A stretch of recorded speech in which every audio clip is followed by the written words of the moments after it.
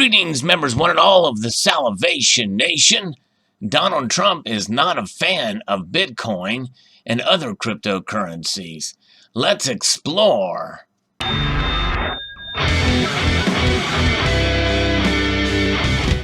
Yes, I was notified by these tweets by Silver Wolverine, and it's quite fascinating to see the president make such a strong statement with regards to Bitcoin and cryptocurrencies. And thought we would explore these tweets and the reactions to them and discover and find out what is missing from both the president's tweets and some of the comments that followed. So this is a thread of 3 different tweets. We're going to explore this, and we're going to pick it apart and see exactly where the president may be correct, in my view, and maybe incorrect in other ways. Donald Trump says, "I'm not a fan of Bitcoin and other cryptocurrencies, which are not money and whose value is highly volatile and based on thin air. Unregulated crypto assets can facilitate unlawful behavior, including drug trade and other illegal activity." So that's the first tweet that was posted on the 11th of July.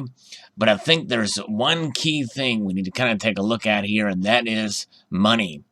You know, the president uses that term, and I think we need to get a full and complete understanding of that term before we can really judge what the president says here. So if you look over here, Investopedia talks about money and you know, kind of goes into the meat of what it is. And I think it's quite fascinating. There's essentially it's a medium of exchange. It allows people to obtain what they need to live. Bartering was one of the ways that people exchanged goods for other goods before money was created. Like gold and other precious metals, money has worth because for the most people it represents something valuable. And I think that's the key takeaway. Fiat money is government-issued currency that is not backed by a physical commodity, but by the stability of the issuing government. We're going to explore that here in a moment. Commodity money is the money that is divisible with regards to things like beaver pelts, dried corn, salt, and other things that were somewhat divisible and used for exchanges, but they weren't as durable as we'd like to say. But there's different kinds. Fiat money is money that's created by government decree. And so, you know, you have this idea, basically, money is something of value that's a medium of exchange that is recognized by the parties involved either within a community or within a nation. So to take it a little bit further, if you look at goldsilver.com, this is Mike Maloney's website, who's a commentator, talks about this. I think this is probably one of the most comprehensive and simple to understand ways to differentiate not only between currency and money, but also to understand really what money is. It is a medium of exchange. It is numbered and counted. So in other words, it's you know, it's something that has you know, a sort of a continuity. It can be counted, you know, 1 unit, 2 units, that type of thing. It has a long usable life. Now, that necessarily, for coins, obviously, they have a longer usable life than paper money, or in our particular case, it's a cotton-based fabric. Divisible, it can be divided equally into smaller parts, which means you can make change. It's portable, easy to carry or transport, and it's fungible. Each unit is capable of mutual substitution, meaning the units are of equal value. $1 in my wallet is the same as $1 in your wallet.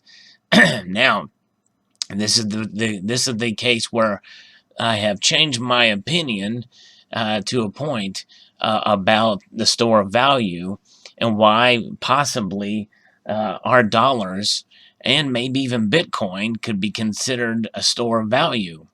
Beyond gold is also a store of value. It retains its purchasing power over long periods of time. And Mike Maloney says only gold and silver have been money throughout history. Obviously they have the longest track record of being money throughout history. but I don't know that they would only be considered a store of value, because obviously nowadays, you see many different transactions where people place great value in $100 bill, more so than a $1 bill, although they may contain almost the same amount of ink in weight, and certainly the same amount of weight in cotton fibers or paper.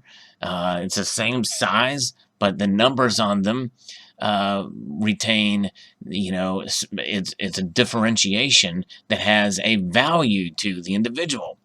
When you and I buy precious metals, we use those dollar bills. Or in your particular country, whether it be Australia, the United Kingdom, Canada, your currency has a value because of government decree. That is fiat. Now, that is something that Donald Trump gets into here, and I think this is what is missed out, and I think this is something that we have to understand. And we're going to go into the next part here. And I'm just going to kind of read from this here. Similarly, Facebook's Libra's virtual currency will have little standing and dependability. If Facebook and other companies want to become a bank, they must seek a new banking charter and become subject to all the banking regulations just like other banks, both national and international. We have only one real currency in the USA, and it's stronger than ever. Both dependable and reliable, it is by far the most dominant currency anywhere in the world, and will always stay that way. It's called the United States dollar. Now, most of us in this particular community here, we certainly sort of frown at that or wince when we read that, because we've been kind of jaded by the dollar for the last 100 years. In fact, in many of these comments, we see how the dollar has lost value since the Federal Reserve Act has started. And but notwithstanding, Donald Trump is right. The dollar is strong, and is stronger, maybe even stronger than ever. But that doesn't necessarily mean it's stable, and it doesn't necessarily mean it's reliable. Even though it may be right now, because it's the strongest in the world. It is essentially the,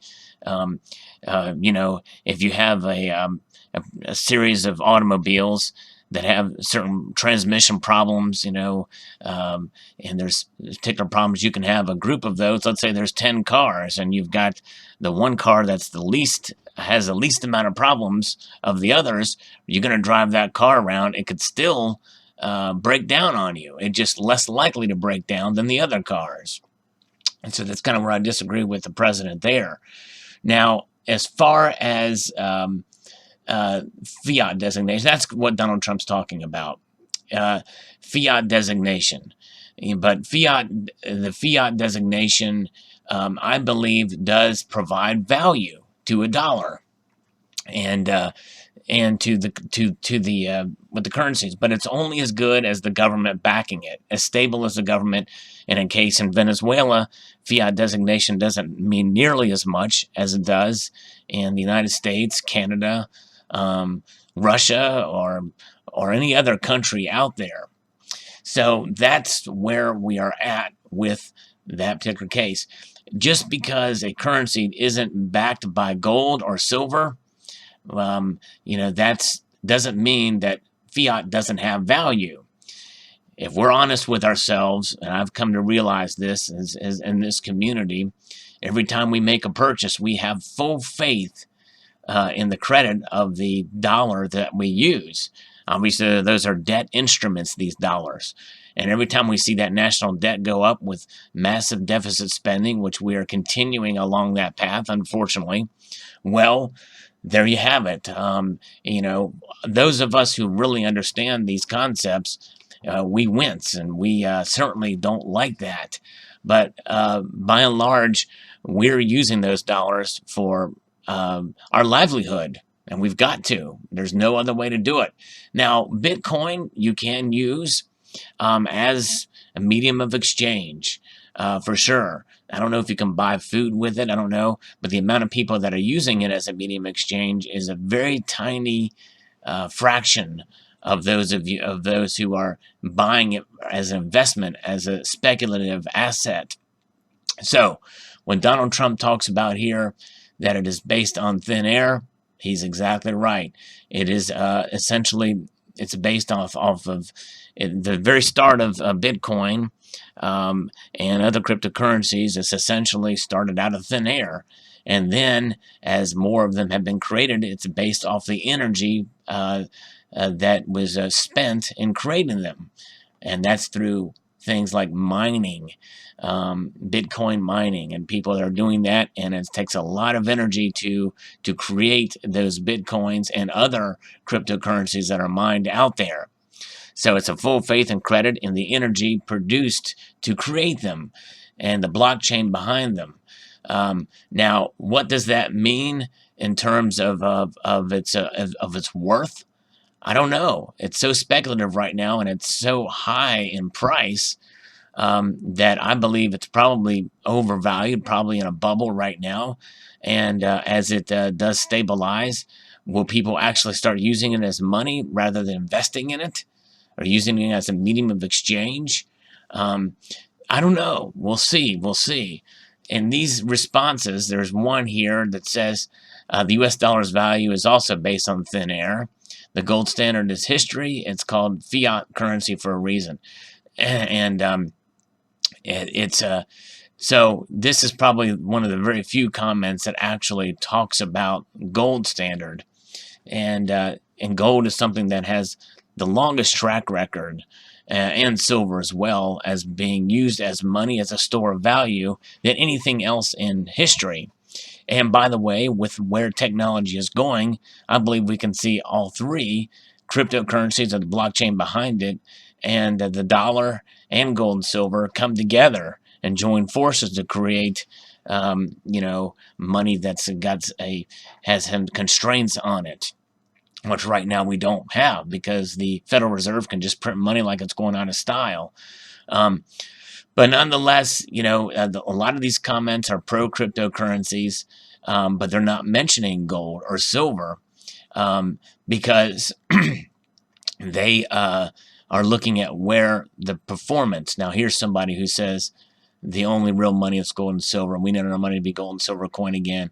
And this is a very rare comment. Most of them aren't talking about this, but I think that is where really we need to go. So we'll see how it plays out. I think it's quite interesting indeed. Post your thoughts below about what you think gold and silver, or what you think about the president's comments with regards to cryptocurrency, and also post your thoughts below about the lack of gold and silver being mentioned in the president's tweets, and also in the responses. I did find two, but I went through a lot of the thread here, and very few people talk about gold and silver. Thanks again to Silver Wolverine for sharing this. I would like to extend a multitude of gratitude, y'all, for watching, and encourage you to please rate, share, comment, and subscribe.